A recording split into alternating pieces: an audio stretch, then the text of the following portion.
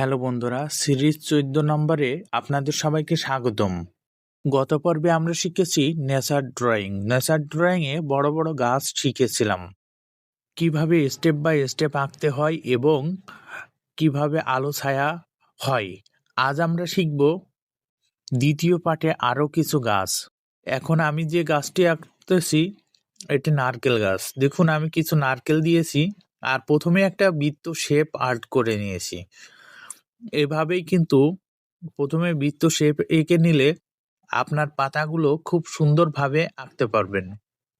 তারপর আমি যে নিয়মে পাতাগুলো আর্ট করতেছি খুব ধীরে ধীরে দেখাচ্ছি। দেখুন কিভাবে আমি লাইনগুলো টানতেছি, টান দিয়ে দিয়ে এইভাবে আমরা সুন্দরভাবে প্রত্যেকটা ধাপে ধাপে লাইন টেনে দেখুন আমরা সরু লাইনে নিয়ে চলে আসছি। এইভাবে আমরা পাতা আর্ট করছি। এইভাবে একে একে সবগুলো পাতা আপনারা এইভাবেই আর্ট করবেন।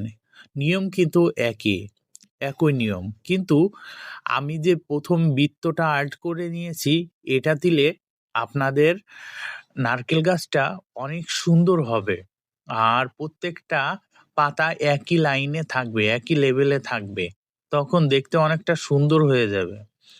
তারপর দেখুন গাছের গুড়ির থেকে আমি কিভাবে টানতেছি। এভাবে একটা একটা করে এইভাবে টানবেন। দেখুন আপনি ফাঁকা ফাঁকা করেও দিতে পারেন, তবে আমি খুব কাছে কাছে এই লাইনগুলো টানতেছি, একটু দেখতে ভালো দেখা যায় এর জন্য। তারপর কিছু গাছের গুড়িতে কিছু ঘাস দিবেন, কিছু নারকেল দিবেন। এইভাবে আমাদের বিভিন্ন ধরনের দৃশ্য আঁকার ক্ষেত্রে এই ধরনের গাছ অনেক গুরুত্বপূর্ণ, কারণ সব যদি একই রকম গাছ দেন তাহলে দৃশ্য কিন্তু সুন্দর দেখাবে না। বিভিন্ন দৃশ্যে বিভিন্ন রকম গাছ দিতে হয়, তাই গাছ আঁকা খুবই গুরুত্বপূর্ণ। এরপর দেখুন আমি কলা গাছ আর্ট করতেছি। উপরের দিকে সরু আর নিচের দিকে একটু চওড়া দিয়ে দুইটা লাইন টেনে তারপর দেখুন বাঁকা বাঁকা এইভাবে লাইন টেনে আমি কলা গাছ খুব সহজ নিয়মে আঁকতেছি। নারকেল গাছের যে বৃত্ত দিয়ে আমি নারকেল গাছের পাতাগুলো সবগুলো সমান করেছি, আপনি এটাও চেষ্টা করবেন একইভাবে দেওয়ার।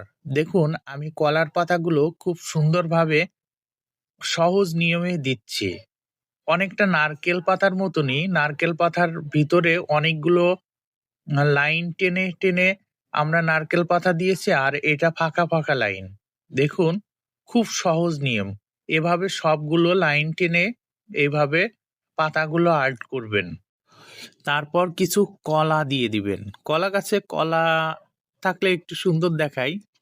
কলাগুলো আমি খুবই সুন্দরভাবে সহজ নিয়মে দিচ্ছি। দেখুন কয়েকটা লাইন টেনে তারপর কলা দিচ্ছি। দেখুন খুব সহজ নিয়মে। দেখুন এই দেখুন, এই যে মোচা দিয়ে দিই, হ্যাঁ এই যে এখন কলা হয়ে গিয়েছে। এখন ঘাস আঁকা দেখুন, দৃশ্যের মাঝে যদি ঘাস না থাকে তাহলে কিন্তু সুন্দর দেখায় না দৃশ্য। তার জন্য সঠিক নিয়মে সঠিকভাবে ঘাস আঁকাও শিখতে হবে। একটা দৃশ্যের ভিতর ক্ষুদ্র ক্ষুদ্র জিনিস যেগুলো আপনি খুব কম গুরুত্ব দেন সেইগুলোও কিন্তু অনেক গুরুত্বপূর্ণ। সহজ জিনিসগুলো যদি আপনি ঠিকভাবে না আঁকেন তাহলে কিন্তু দৃশ্য সুন্দর মনে হবে না। এরপর আমি ধাপে ধাপে আমি কিভাবে নারকেল পাতা তারপর কলার পাতা আর্ট করেছি সেগুলো আমি দেখাই দিচ্ছি। দেখুন আমি এইভাবে এই নিয়মে করেছি। আর অবশ্যই আমার এই ভিডিওতে একটা লাইক আর একটা কমেন্ট করে দিবেন, সাথে একটা শেয়ার করে দিবেন। আমরা যখন দৃশ্য আর্ট করব তখন কিন্তু এই গাছগুলো খুবই গুরুত্বপূর্ণ। দৃশ্যের মাঝে অনেক ধরনের গাছ দিতে হয়, বিভিন্ন দৃশ্যে বিভিন্ন রকমের গাছ দিতে হয়, তাই অবশ্যই গাছের চর্চা করবেন। গাছ অনেক গুরুত্বপূর্ণ, গাছ আঁকা খুব সুন্দরভাবে শিখবেন। অনেকেই এই ছোট ছোট সাধারণ ড্রয়িংগুলো গুরুত্ব দেয় না, কিন্তু অবশ্যই গুরুত্ব দিতে হবে। অনেকেই মনে করে এটা তো আমি একবারেই আর্ট করতে পারবো, এইগুলো চর্চা করে কি হবে? আসলেই চর্চা করতে হবে, কারণ চর্চা না করলে আপনার ড্রয়িং কখনো সুন্দর হবে না। আপনি যে কোনো জিনিস হোক না কেন সবকিছুই চর্চা করতে হবে। তবে গাছটা কিন্তু অনেক গুরুত্বপূর্ণ। আমরা গাছকে গুরুত্ব দিই না, কিন্তু একটা দৃশ্য আর্ট করার ক্ষেত্রে গাছ অনেক গুরুত্বপূর্ণ। তাই অবশ্যই ভালোভাবে চর্চা করবেন এবং আমার পিন কমেন্টের রিপ্লাইয়ে আপনার চর্চাগুলো জমা দিবেন। যারা সম্পূর্ণ ভিডিওটি দেখছেন তারা কমেন্টে লিখুন, শিখতে আমাকে হবেই ১১৫।